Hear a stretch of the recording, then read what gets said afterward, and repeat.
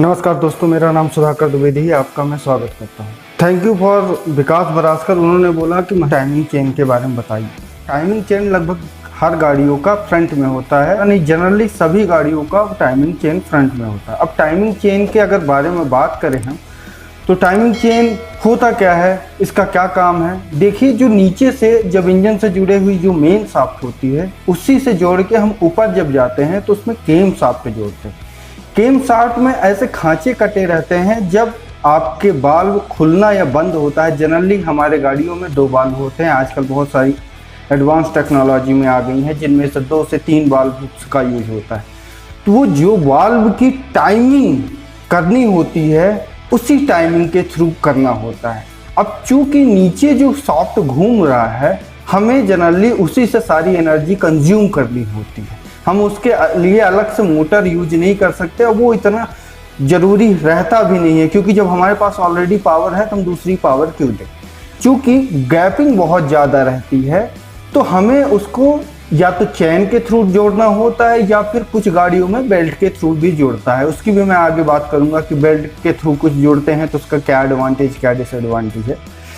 अब timing belt जब जुड़ती है, ध्यान दीजिएगा, नीचे से एक चेन जाती है ऊपर की ओर, ऊपर भी एक गियर लगा रहता है जिसमें चैन घूम के जाती है। जब आपका इंजन नीचे जाता है, उसमें अंक दिए रहते हैं या मार्क रहते हैं कि जब आपको उस टाइप से सेटिंग करेंगे, तो जब वहाँ पे मार्किंग आएगी तो वाल्व खुलेगा या बंद होगा। चूँकि हर गाड़ियों में 2 वाल्व रहते हैं, तो कुछ में, जैसे आप 2 व्हीलर में देखें तो एक ही पेज से दोनों काम हो जाते हैं। हमारे यहाँ जनरली उसको चिड़िया कहते हैं, कुछ जगह पे टैपेड कहते हैं। एक ही से काम हो जाता है। कुछ में डबल सॉफ्ट होते, केम सॉफ्ट डले रहते हैं, जिनके दोनों थ्रू वो काम होते हैं। वो काम तब होता है जब उनके बीच में गैपिंग होती है, वो ज़्यादा रहती है, तब हमें डबल केम सॉफ्ट की ज़रूरत पड़ती है।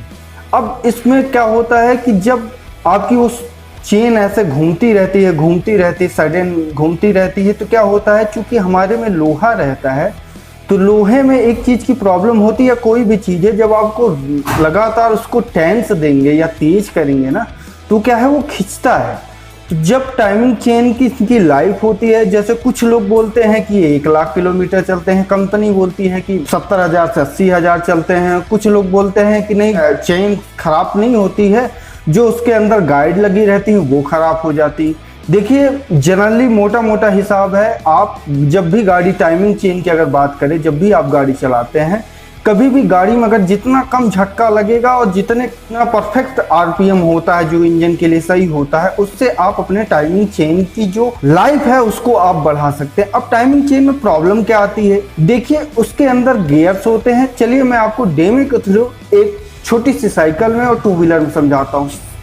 सब कुछ एक ही सिस्टम रहता है, बस थोड़ा बहुत अंतर ना के बराबर होता है। मैं तो यही करूँगा, सबका फंक्शन एक ही तरह से है। तो चलिए मैं आपको बताता हूँ। अभी मैं इस गाड़ी के पास आ गया हूँ। ये मेरी जनकी 100 है। इसी के थ्रू मैं आपको हल्का सा बताऊँगा। जैसे यहाँ पे हमारी मेन सॉफ्ट जुड़ी होती है, ये मार्किंग के लिए बना रहता है। यहाँ से निकाल के हम लोग मार्किंग यूज करते हैं। तो क्या होता है जनरली कि इसमें मेन तो 2 गियर होते हैं, एक नीचे होता है, एक ऊपर होता है। अब सपोर्ट देने के लिए उसके साथ सपोर्टिव रहते हैं। अब चूंकि चेन ढीली होती जाती है, आप बात समझिएगा, जब चेन ढीली हो जाती है ना, तो उसके लिए टेंशनर लगा रहता है गाड़ी के अंदर।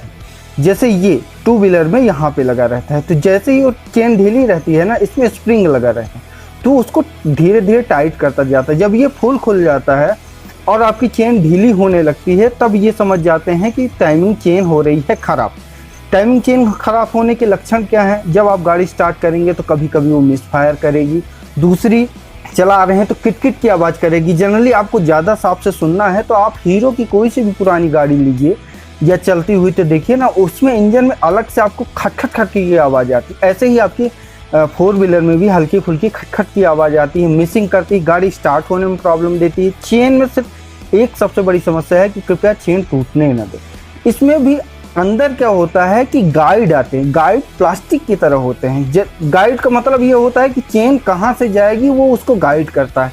उसमें ऐसे तिरछे नहीं रहते हैं। अब चूंकि लोहे पे दौड़ा नहीं सकते, सॉफ्ट थोड़ा सा चाहिए, तो उसके लिए आप क्या कहते हैं कि गाइड लगा देते हैं प्लास्टिक की। तो वो प्लास्टिक की गाइड के ऊपर से ये ऐसे बिल्कुल उसके सहारे से जाते हैं। मैं आपको एग्जांपल के थ्रू समझाऊं। जैसे आप अगर ध्यान से देखेंगे तो यहाँ पे इसी चेन के नीचे, ये गाड़ी का मेन चेन है, इसी के नीचे आप देख रहे हैं यहाँ पे एक रबर लगी, यही रबर उसमें टाइमिंग चेन का काम करती है। तो आप ध्यान दीजिए, टाइमिंग चेन को बार बार एक बार चेक करते रहें। कुछ लोग कहते हैं 1 लाख किलोमीटर चलते जाते हैं। अभी ये देख रहे हैं बीट, इसकी भी वीडियो नेक्स्ट टाइम पे आएगी, कल आ जाएगी या परसों आ जाएगी। अगर आपकी टाइमिंग चेन खराब होगी ना तो कभी कभी धुआं देगी, काला धुआं स्मोक आएगा, आपकी गाड़ी एवरेज नहीं देगी, कभी कभी मिस फायर करेगी, अच्छे से पिकअप नहीं लेगी। इन सारी बातों का आप ध्यान रखिए। बाकी गाड़ी का टाइमिंग चेन के मैंने लक्षण आपको बता दिए हैं। टाइमिंग बेल्ट जब भी किसी गाड़ी में रहता है, जैसे आप इंडिका यूज करते हैं, इंडिका में देखिए बाहर से लगा हुआ था, काफ़ी ज़्यादा, बिल्कुल वो इतना ज़्यादा उनका ड्यूरेबिलिटी नहीं रहती, वो 70-80 हज़ार, मतलब इससे 10% कम ही रहते हैं। अब टाइमिंग चेन में गाइड ख़राब होती है, गियर ख़राब होते हैं।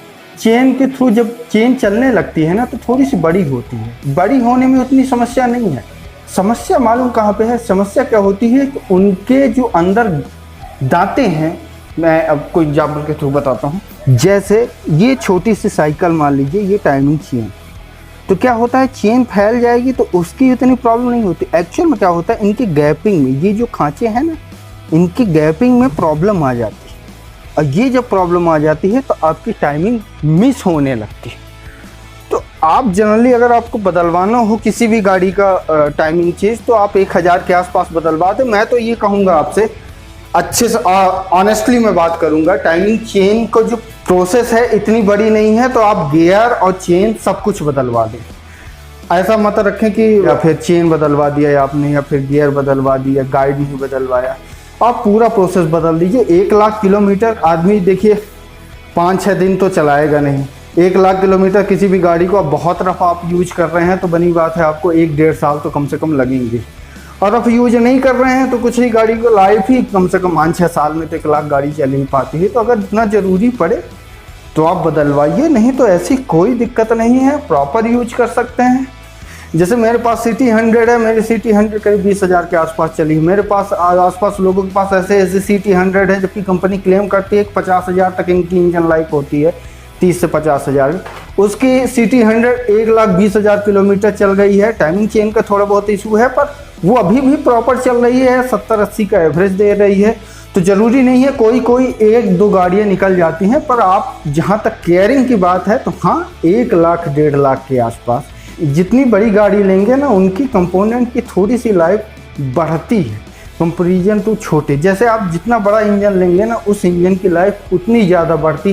परफॉर्मेंस वाइज अगर सेम परफॉर्मेंस दे रहे हैं, अगर उसमें एक्सट्रीम परफॉर्मेंस आप लेते हैं, जैसे टर्बो में आप एक्सट्रीम परफॉर्मेंस लेते हैं ना, तो उसमें क्या होता है कि आपके वेयर एंड टियर बढ़ जाते हैं।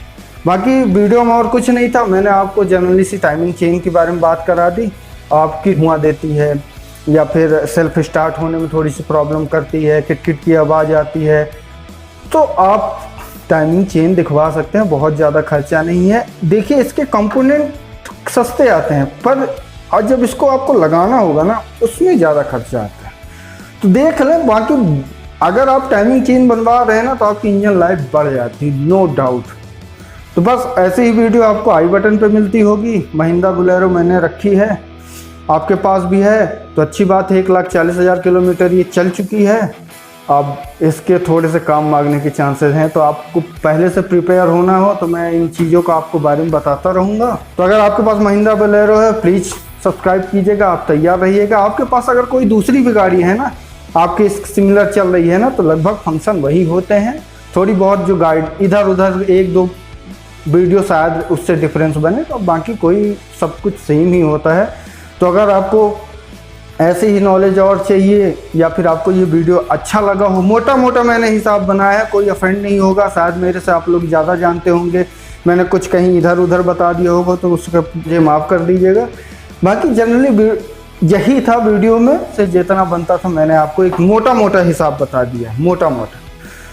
तो बाकी ऐसे ही वीडियो आपको आई बटन पे आती होगी। अगर ये वीडियो आपको अच्छा लगा हो, नॉलेजफुल लगा हो, तो प्लीज़ सब्सक्राइब और लाइक ज़रूर कीजिएगा। आपका वीडियो देखने का बहुत बहुत धन्यवाद।